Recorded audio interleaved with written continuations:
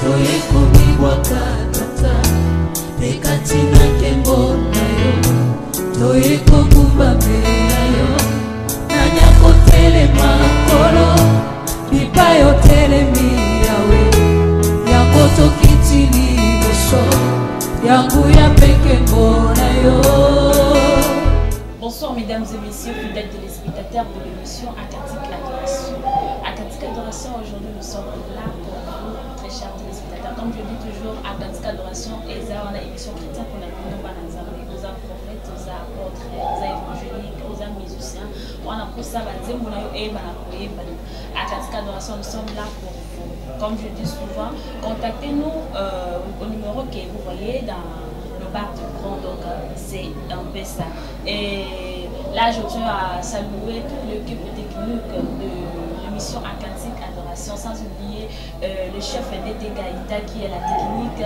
Et à la rédaction, je vois les deux Paul. Et sans oublier le DG Maman Karine Sikila. Je vous salue à penser. Aujourd'hui, là, on a une invitée très spéciale. Donc, vous allez le découvrir juste après.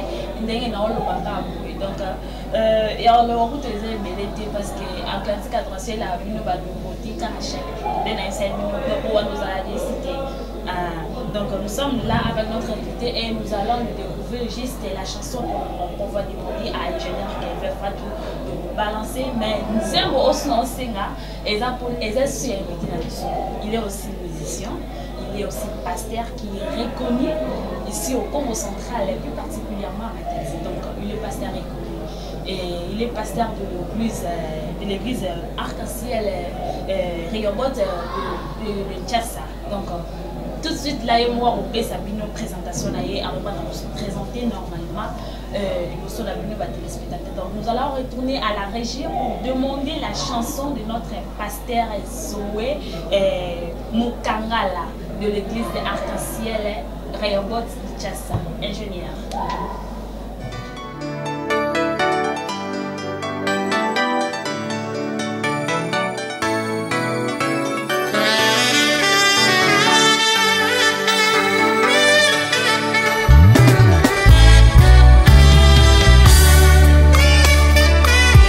Alléluia, gloire à Dieu. Je ne suis que la piscine à laquelle un ange descend. Quand il n'est pas descendu, il s'agit bien de l'eau. Mais quand l'onction descend et que l'eau est agitée, il ne s'agit plus de moi, il s'agit de Dieu lui-même.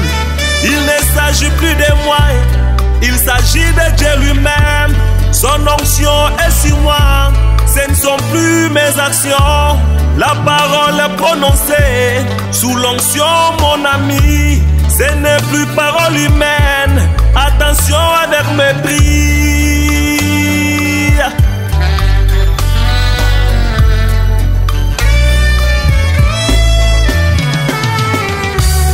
Samson était un homme comme tous les autres, aussi longtemps que l'onction n'était pas sur lui.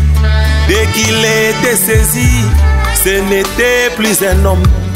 Il a tué 1000 soldats à l'aide d'une mâchoire. C'est la saisie Josué, ce n'était plus un homme. Il prononça la parole, le soleil s'arrêta. C'est la saisie Branham, ce n'était plus un homme. Il prononça la parole, les malades sont guéris. Aujourd'hui ça nous saisit, il ne s'agit plus de nous. Les malades sont guéris à l'aide de la parole, à l'aide de la parole. Les malades sont guéris à l'aide de la parole. Les miracles sont faits, oh, oh, à l'aide de la parole, parole, parole, parole. Les gens sont délivrés. Il ne s'agit plus de moi, il s'agit de Dieu lui-même. Son onction est sur moi et ce ne sont plus mes actions. La parole est prononcée l'onction, mon ami, ce n'est plus parole humaine. Attention avec mépris.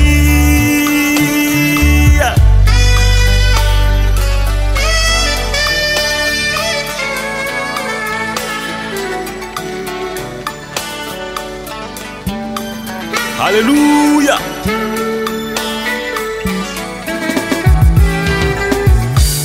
Il ne s'agit plus de moi, il s'agit de Dieu lui-même. Son onction est sur moi et ce ne sont plus mes actions. La parole est prononcée sous l'onction, mon ami. Ce n'est plus parole humaine. Attention avec mépris.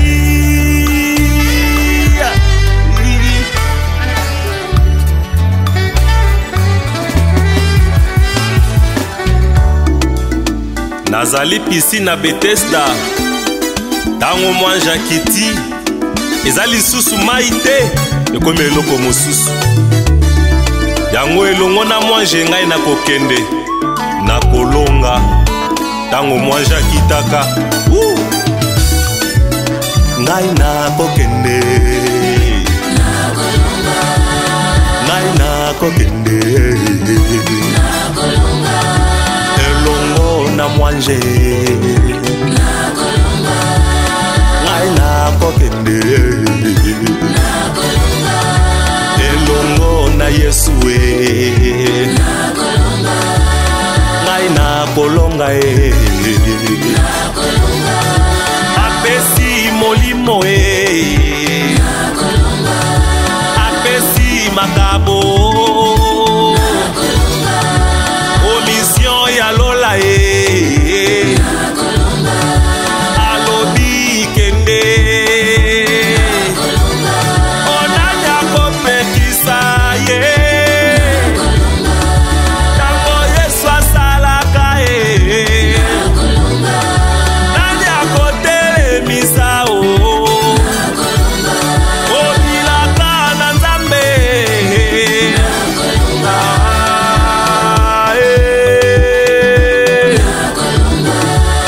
soyo tokolonga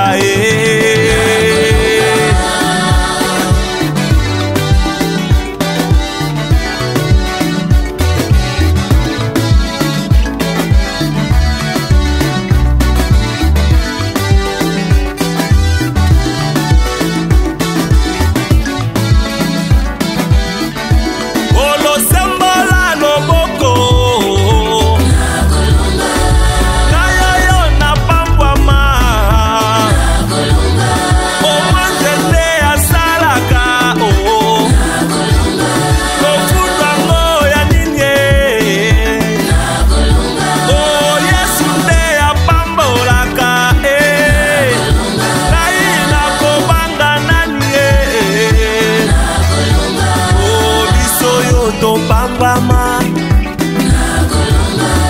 bino pe bopambama na kombo na Yesu biso yo tokolonga na kombo na Yesu ekolelo yo kobika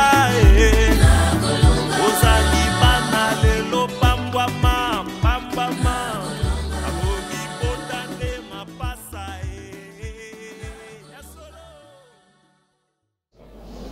Voilà, très chers téléspectateurs fidèles de l'émission Atlantique Adoration, de retour sur ce plateau comme Dominique Kolanda, le Yemo, il y a pasteur na biso na hôtel Boulabino, invité na biso spécial et donc tout de suite là nous allons dire bonsoir à notre pasteur. Bonsoir pasteur. Bonsoir journaliste. J'espère que vous allez bien. Merci beaucoup, je vais bien par la télé. Je fais grâce pasteur comme moi, je suis là, je vous connais, il y a tant de gens ici à Matadi ou comme centrale qui ne vous connaissez pas aussi et vous pouvez vous présenter devant nos téléspectateurs puisque va pas les amis pasteur.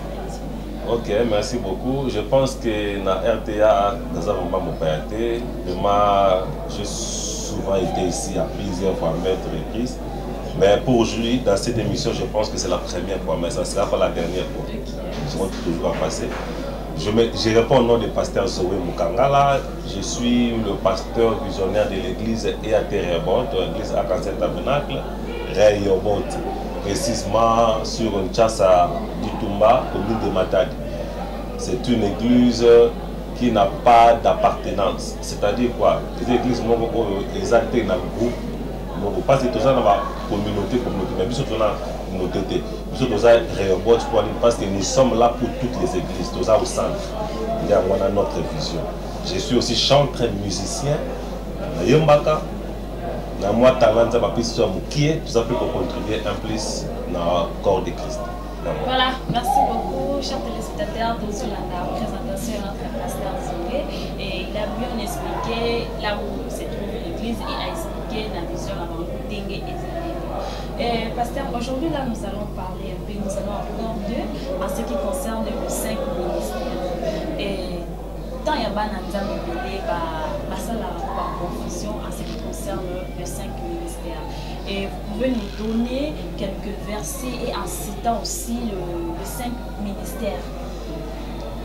Oui, les 5 ministères, ils sont bibliques.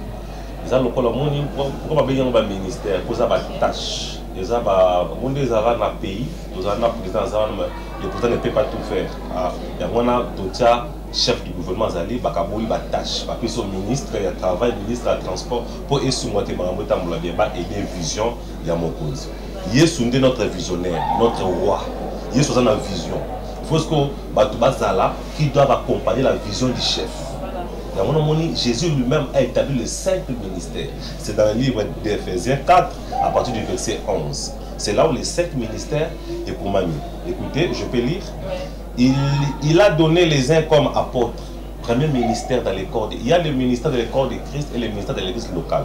Dans le corps de Christ. Premier ministère, il a donné les uns comme apôtres, les autres comme prophètes, les autres comme évangélistes, les autres comme pasteurs et docteurs, pour le perfectionnement des saints en vue de l'œuvre du ministère et de l'édification du corps de Christ. Donc, on appelle ça 5 ministères. Apôtres, prophètes, pasteurs, docteurs, évangélistes. Ça, pour aider l'église, pour perfectionner l'église, pour l'édification, il n'y a pas de donc, et comment c'est biblique. Donc, est-ce que dans le choc 5 ministères en question, et vous pouvez nous donner quelques rôles de chacun de 5 ministères? Ok. D'abord, c'est que tu es les 5 ministères, avant de te un rôle, tu es dans le ministère, non sûr que le président signe un ministre. Mais il faut les rois. Parce que le ministre d'État qui est président signé. Alors, ce que le ministre le premier ministre a proposé, mais le président dans la dernière signature. Parce que le président dans la dernière signature, pour accompagner une vision. Alors, nous avons vu que le 5 ministère, c'est pour accompagner la vision du roi des rois, de Jésus-Christ. C'est que c'est à Jésus lui-même de signer. C'est pour cela que nous avons la classe. Nous avons, d'abord, je vais commencer par l'apôtre. Pour comprendre bien les rôles de chaque ministère, il faut comprendre qu'il y a des sortes d'onctions qui accompagnent chaque ministère. Il y a les 5 ministères qui passent à la les pasteurs ne travaillent pas comme un évangéliste. Un évangéliste est différent du docteur, le docteur est différent des prophètes, le prophète est différent de l'apôtre.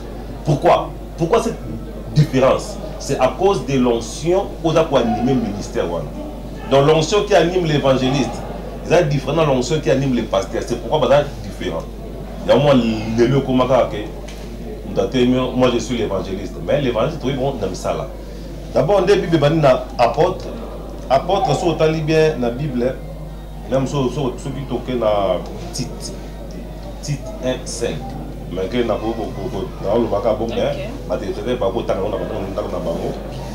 Tite 1:5, pour comprendre qu'un apôtre, c'est celui qui est en train d'établir des églises. Pétomoni, étymologie dans le grec, il y a un mot apôtre. Il y a apostolos. Apostolos veut dire seulement un envoyé.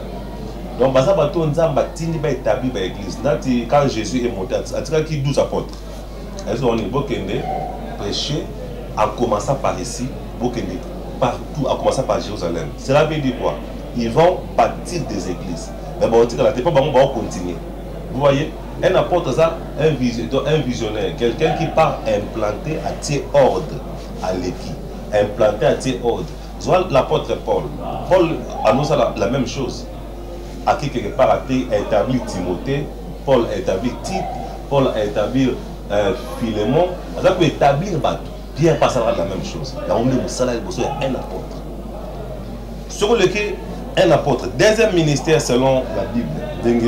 Parce qu'il y a beaucoup de livres à lire, mais pour gagner le temps. Deuxième ministère selon l'ordre, c'est les prophètes. Ma sœur, en Apocalypse 4,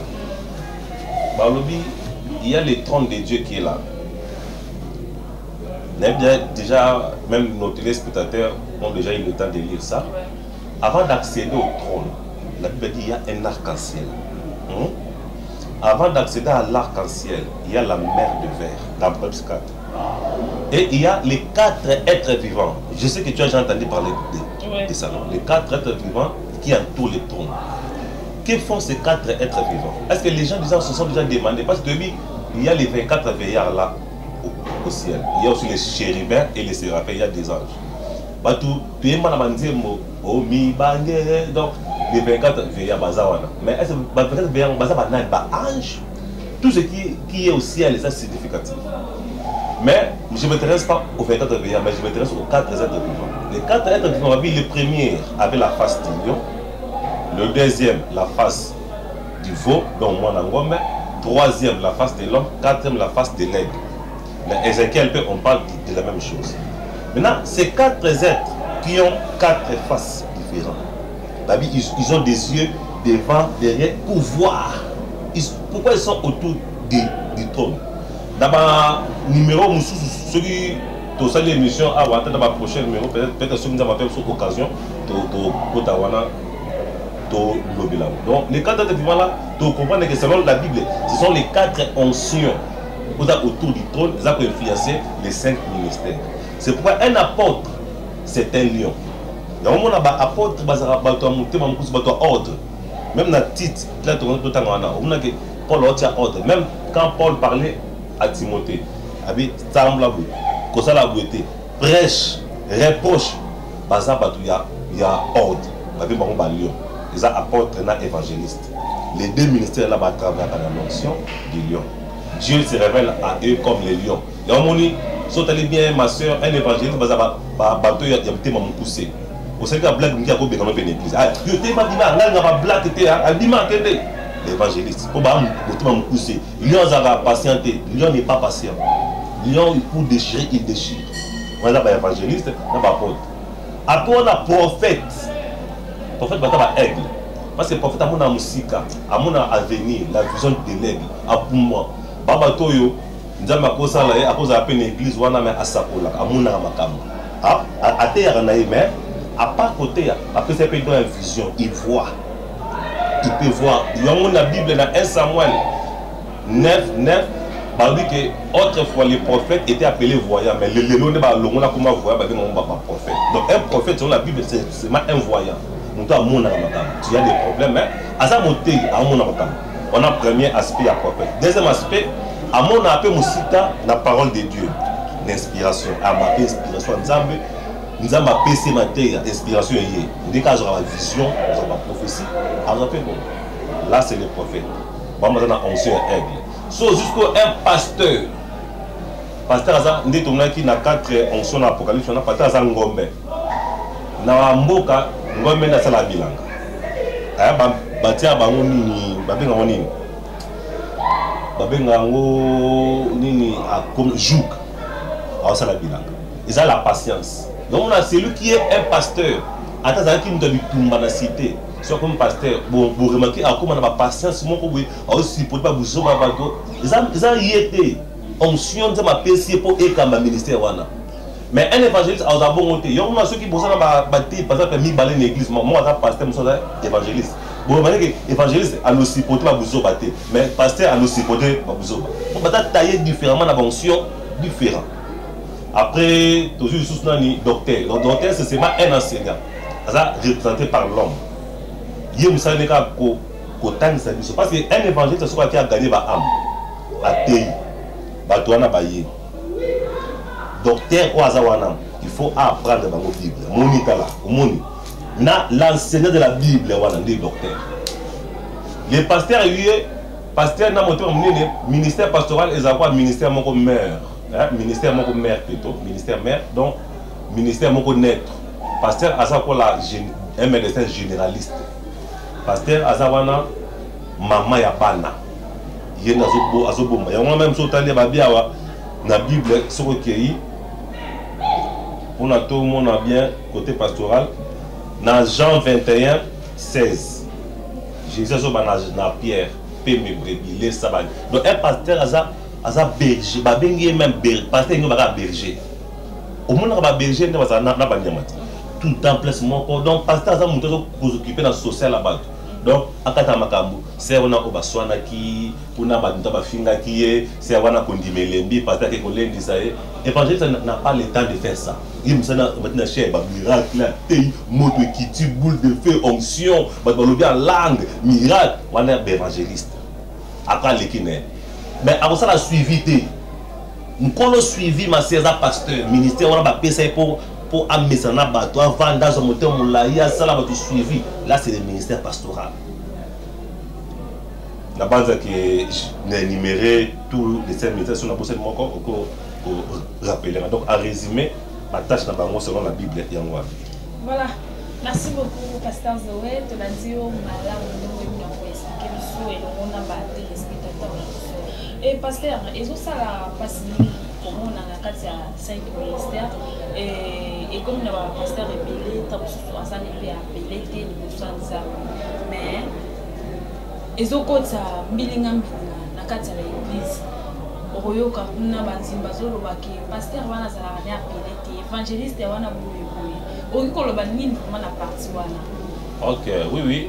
Mais la Bible Paul aloba Paul apôtre du Seigneur et apôtre de Jésus-Christ non selon les hommes. Vous savez bien dans l'évangile dans l'épître de Paul à Azobana Mingbon. Abi apôtre du Seigneur non selon les hommes. Donc Paul a appelé dans mon touté. Nzambe na bien. Mais mon temps qui découvrir appel non. Pasteur na yo a qui découvrir appel katina. Mais ça y est dem to appel si yo. Mais à découvrir quand mais appel au pas Nzambe. Ata ba découvrir appel kat non mais yo mon kat il faut sentir que notre Nzambe na benganga. Moni le prophète Samuel temps dans mon amukié na et pas mettre na Élie, sacrificateur Élie. Ma vie Nzambe bengié. Samuel a pas sacrificateur Élie pasteur. Papa, tu m'as appelé? Non, je n'étais pas appelé. Cette personne va bénir. Cela veut dire quoi? Nzamba ko bénir dans le ministère, mais papa n'a pas voulu encadrer pour Oyeba appel à Nzamba. Parce que ma belle lo bateau va continuer na musala Nzamba ba benga mité masia c'est là le plus. Je crois un médecin, mais qui n'a pas fait des études de la médecine. À quoi mon docteur? Ils ont les loyaux, par exemple la médecine, tu n'as pas licence, tu n'as pas doctorat, mais lobby qu'on a communiqué par exemple ministre de l'agriculture. Mais il y a une médecine, ok pour nous ministre de l'économie, il y a professeur de la comptabilité. Mais il y a une médecine, on peut poser la comptabilité, n'est-ce pas? Mon nom est ça. Ce que ça d'abord cause à bosso baka benga maté. Deuxième cause bako ça ba benga ma mais ala ko exercer ministère mususu. Soit muto a benga ma za l'évangéliste mais a comme pasteur. Est-ce que alors ça la bien un évangéliste c'est tout monde aza muto motema mo pousser. Même sur la description il y a évangéliste surtout de côté dans la Bible là. Au découvrir quand muto motema mo pousser. Baza ba moko oyo pour vendre la place. Il faut que Nagabi Maka, battu terrain, gagner des âmes, comme terrain. À cause de la tête, un pasteur assis avant de supporter la côté. Na un évangéliste qui a banni l'église, il y a essayé de balai pour combler le vide. Pour que ça y ait mon corps. Les hommes n'ont pas comme ça, nous sommes allés mon église à Mambotam, mais si vous avez mis balai, nous sommes à combler ma vie diamant. Nous sommes des là.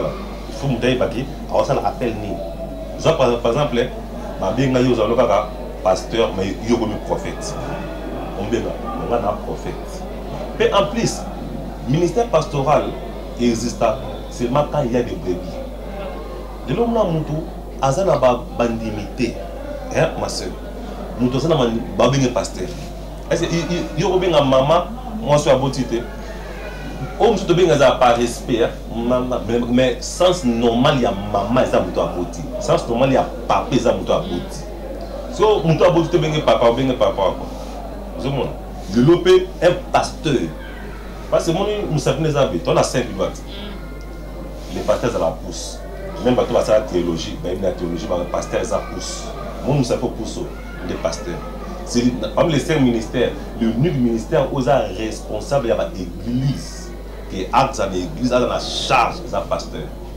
parce que pasteur à cause d'un évangéliste mon dit docteur mon dit apôtre mon dit prophète mon dit bon tout ça dans la même église mais nous avons comme bon pasteur pour pasteur dit maman ya bana so kangi boy nous savons c'est ça les pasteurs parce que nous avons besoin d'un pasteur mais il y a beaucoup de prophètes dans le monde à la vision on le monde a un faux message le monde a un prophète belé attend babisa pour le kuta zoko samate pour attendre appeler tes prophètes mais attendre tantôt pasteur tantôt docteur même la Bible a dit il viendra des faux apôtres hein?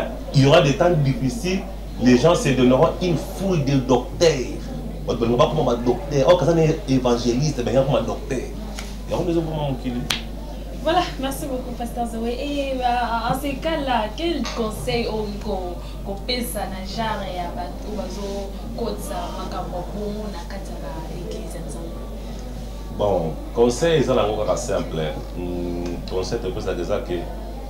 Mais ma soeur, nous comment on fait notre yéba? On est un vrai appelé de Dieu. Allez, nous sommes dans la tête. Bon, on a pris un exemple, c'est pas pour me parler de moi, mais c'est un cadre exemple. Dieu m'a appelé au ministère des pasteurs. Il y a beaucoup d'églises. Des Kassangola, on a même des églises au Tofomo d'Angola. J'ai des églises à Luanda. Il y a des églises par-ci par-là, partout. Surtout dans le cas des Kassangola, il y a des églises à Boma, Bazango, qui pensent, qui conquèrent. Dans la taille n'en parlons pas, on a beaucoup de services. Mais quand je parle de moi, je n'ai pas bien un pasteur, je n'ai pas bien un artiste musicien. Si on a ce passeport, on a un passeport, on a une fonction artiste musicien. Si on a un compte Facebook, on a un podium. Si on a un pasteur, on a un compte mais quand on a ça là, on a un Zoé Mukanga. On a un pasteur, on a un Zoé Mukanga.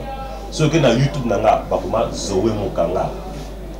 Nanga nous avons poya artiste musique. Ils va dire qu'on a boya qui pasteur. Je suis appelé, on appelle wana musala mo pays et mon pour appel mususu à partir de la folie. Mais tellement que dans mon ango za musala ya passe. Ceux qui va bandir mo kili ba tuninga Barcelone na ba nzama sanga na pasteur.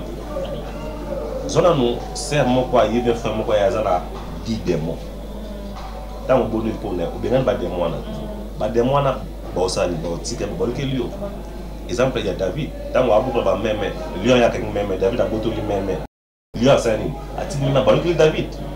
Parce que mutu monka na benga ni 10 démons bolke parce que zo fou la bateau ozo benga ba démons. Combien de démons bolke là? Musala nzambe so sanga ninga solo ozamba retour ba combat ba persécution sur ma série. Oyo motala bo. Même attends partout en tant que même attendre na médecin il y a journaliste soko za penza oza na ndenge sengelo oza sense o remarquer oza ba o linga matebi tumbe beleza bon dans la vie soko na ko décourager ba soko nza mabenga ote ko kota te za musala moko ya pasi ko kota te tikala na branche nza mabengelio c'est na nzambe kuna ko utile pour quelqu'un. Le mal est que ceux qui le soleil veut luire la nuit et que sans dire qu'il va éclairer la journée, les baby. Il faut que chacun reste à sa place. Voilà. Fidèles téléspectateurs de l'émission Atlantique Adoration, là c'était notre pasteur Zoé Bukangala de l'église Arc-en-Ciel et Chassa. Donc, pour lundi, madame de pasteur, vous expliquez à l'imbolissement en haut de 5 ministères, Molo, comme on dit à l'Ingala, non? À la bien, on m'a levé, juste pour comprendre. Maintenant, verset biblique, à pessimisme, tout le monde a médité là-dedans et tout le monde. La différence entre chacun de na 5 ministères.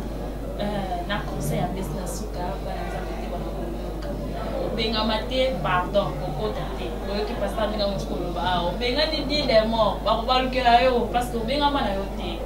Voilà, là je vais dire merci à notre pasteur Zoé pour votre fidélité dans notre émission Atlantique Adoration et nous aussi nous sommes reconnaissants et nous remercions vraiment. Et là, c'est notre émission en pratique adoration. Comme je dis toujours, vous avez besoin de nous, contactez-nous dans le numéro, besoin de nous n'a pas d'écran. Et je tiens à remercier l'ingénieur Kelvin Fatou. Voilà, et notre pasteur. Dernièrement,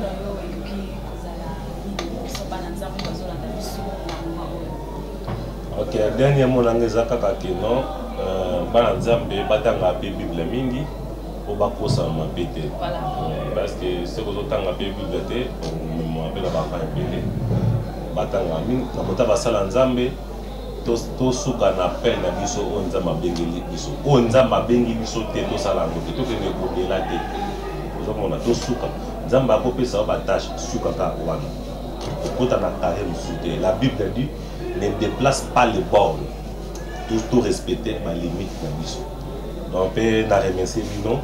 Vraiment l'émission où vraiment que Makamouza Malam Mini. C'est ça. Voilà, merci beaucoup pasteur Zoé pour votre gentillesse dans l'émission Atlantique Adoration. Nous sommes aussi reconnaissants merci Emile pour l'accueil et là je tiens à remercier l'ingénieur Kelvin Fatou qui était derrière les caméras. Je vous remercie aussi nos téléspectateurs de l'émission Atlantique Adoration. Et là, je vous dis, on va se retrouver à la prochaine. Bye.